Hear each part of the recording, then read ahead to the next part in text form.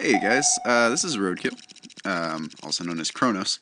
I joined this game a little bit later than everyone else, and I forgot to log off and log back in as Roadkill, so I was playing as a level 1 in this game against a bunch of level 2s, although not everyone was. Um, and let's see, I joined, and I started just south of Bangers, which is great for me because I've worked with Bangers more than a few times in the past, and that never really goes badly. So I immediately made an alliance with Bangers, and Bangers pointed me in Radioactivity's direction because he said that Radio has been a good ally to him in the past. So I made contact with Radio. We agreed to a three-way alliance really quickly, and that was great. But what we needed then was someone to attack. Um, and so I was looking around, and of course I'm right next to Crisis Mana. And all grudges aside, in the past, he does have a track record for being a very aggressive player. So I was looking at that, and I decided that instead of outright attacking him and looking like the bad guy, what I wanted to do was to make myself seem like I was playing defensively or somehow retaliating. But the problem is I couldn't be sure that Crisis would attack me. So what I did is instead I messaged all of Crisis's neighbors, Radioactivity, King letters and numbers, NoHo34, and Bangers, and I said, let's make a defensive pact. Let's all agree that since Crisis is a very aggressive player, if any one of us gets attacked, we'll all defend that person. And that actually went over really well. NoHo agreed to it fairly quickly. Bangers, of course, agreed to it. But Radioactivity and King said nothing. Instead, they just let us talk. And that's actually really important because, ironically, the person who gets attacked is King. And I'm not sure exactly what happened here. Both Crisis and King messaged me saying that they were being attacked by the other one. But whatever happened, I could see on my map that Crisis takes Goss. Or, sorry, where is it? Alright, I see Crisis take these two outposts, Goss and El Farolito, and that's all I see. I don't see any of these subs being launched from King, but what I do see is Crisis take Deep Core right here, and so I think to myself, I don't know who's attacking. It doesn't really matter, but it does look like Crisis is the aggressor from where I stand, and I told both of them that, or at least I told Crisis. And so I, of course, immediately rallied the troops. Oh, I should say, as part of a peace agreement with Crisis, I had to send him tribute for a little bit, but that was mostly just to buy myself time to get troops over there. Anyways, I rallied the troops. I messaged everyone in the defensive pack saying, Crisis is attacking. We need to defend King. Crisis was also being attacked by Chariot, who obviously was Crisis, or not Crisis, King was being attacked by Chariot, who was obviously Crisis's ally at this point. So, we, NoHo and I immediately launch on Crisis, and this actually went remarkably well. Crisis is a very good tactician, but I don't think he was expecting an attack this early. And so I quickly gobbled up the majority of his territory.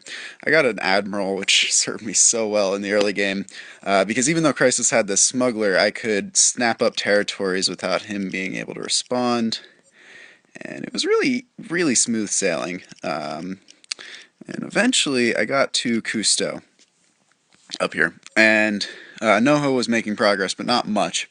And I thought to myself, that even though the war was going great, even though I probably could have taken the majority of Crisis's remaining territories, I had to start looking to my own interests, because you can see Riot had drilled a mine right down here. And even though I was the biggest player on the board at this point, I was not mining yet. And I needed to get going because you can see Radio had a mine, and someone else had a mine. I think it might have been Mathwiz or someone else drilled shortly after that. And so I got thinking that I had to get into the mining race. So I actually made peace with Crisis because we'd been talking civilly the entire game. There hadn't really been any problems. I explained exactly why I had attacked him, saying that he had a bit of a reputation for being aggressive, and I used that to my advantage, and that wasn't anything personal. And so we talked civilly. Actually, throughout the entire war, which doesn't always happen. So the reason I made peace with Crisis was that I wanted to be able to mine, but I also didn't mind the idea of letting NoHo deal with Crisis alone, because even though Crisis was our common enemy, NoHo and I were not allies. And that was key because now NoHo, instead of being a solid friend, and he became a competitor to me. And so I just kind of let Crisis loose. And you can see it actually didn't take very long, but Crisis, sure enough, took NoHo down. Pop. And that's huge because now I've got this huge abandoned spot right next to me, which I can just gobble up. Unfortunately, I wasn't really well suited to take up most of the territories. I think that Banger's got most of that. Crisis got some too. But that was really good for me because not only was a competitor knocked out, it was also a competitor that I could take advantage of their death really quickly. The next thing that happened was Bangers and I were working really closely together. Bangers had this really nasty sentry being built. Radio and I were feeding him sentries and princesses the entire game, and eventually it just got borderline ridiculous. I think he got a third sentry at one point. No, it was a third princess. Yeah, and it just kind of ate the entire map, which meant that everyone who was within that radius really couldn't do anything substantial. But I wasn't within the radius for the most part, so I could be I could be moving forward at a much greater rate than everyone else. Radio attacked King, which I thought was really great because we were allies, and while King wasn't going to win the game and probably wouldn't have been a competitor for me, it worked out really well because now my little defensive pact alliance was dismantled except for Radio Bangers and I. And I know that sounds really cruel, and it is actually kind of cruel, but it was something that had to happen because then Chariot Rider fell apart, and we're really left with only 4 or 5 key players in the game. Riot, who was doing well in the mining game, although he didn't get as big of an expansion. Radio Bangers and I, and then maybe Mathwiz, but for the most part, it was just us four, Riot, Radio Bangers, and I, that were taking control of the game. And so, of course, the person that I had to attack next was Riot.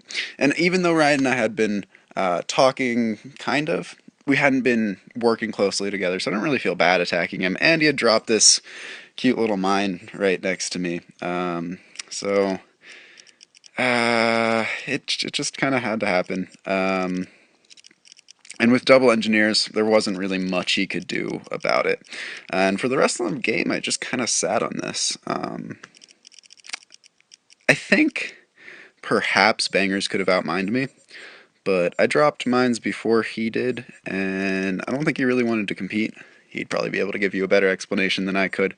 But I ended up just coasting into victory. Had a nice little fireworks show at the end, and it went great. And I think the key to this game was that initial defensive pact where Radio and I, together with Banger's help, established ourselves as being defenders while also getting the best deal. And it was really shrewd diplomatic finagling, if I do say so myself. I'm pretty proud of this game. So, this is officially the first time that Kronos has ever won a Forum Regulars game, although Roadkill still has some work to do. So, thanks for listening, guys. I'll see you on the forums.